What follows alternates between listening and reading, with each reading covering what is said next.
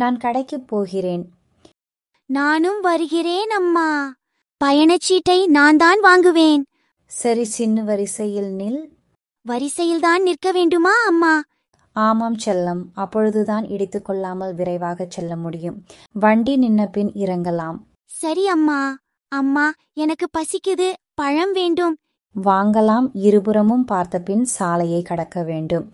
இப்பவே சாப்பிடுவேன். கழுவி விட்டு சாப்பிட்டு குப்பையை குப்பை தொட்டியில் போடு. அதோ அங்கே இருக்கிறது, போட்டு விடுகிறேன். அம்மா, நீங்க இப்ப என்ன சொல்லுவீங்கன்னு நான் சொல்லட்டுமா? சின்னவருக்கு தெரியும், உங்களுக்கு தெரியுமா?